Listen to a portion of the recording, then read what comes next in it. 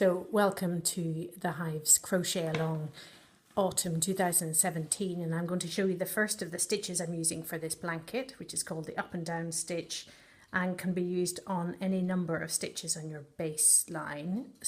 But it works better, slightly better if you use an even number of stitches, and then you don't need to keep track of it.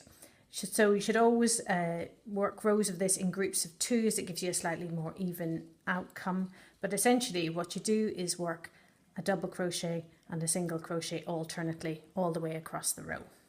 So I've done part of this row to show you, and I'll show you how we turn. So I do a single crochet and then double crochet,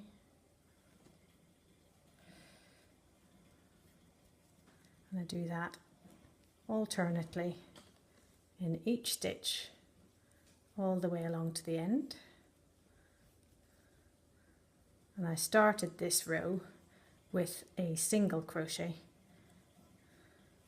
So given there are an even number of stitches here, I've used 30 stitches, there should be an even number at the end, and there I'm working just into the 3rd chain of my turning chain there.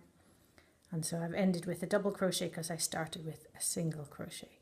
So there you've got the first row here of up and down stitch. It gives you a nice textured stitch. I've used it in another blanket in green to represent grass. So the next row you do a single chain and turn. And so working into the back of these stitches, the last stitch that you did was a double crochet, so you work a single crochet into the top of that one. So I always work into the first stitch rather than skipping it. So I do a single crochet there. Your next stitch was a single crochet, so you work a double crochet into the top of that. And then again, you work alternately all the way across. So from your previous row, every double crochet you do a single crochet into the top of it. And every single crochet you did, you work a double crochet into the top of it. So if you get mixed up, it's fairly simple to rip back and fairly simple to work out where you are.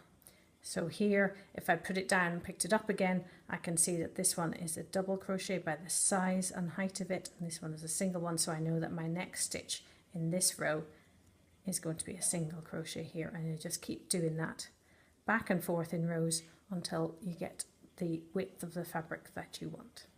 And that's it, fairly straightforward.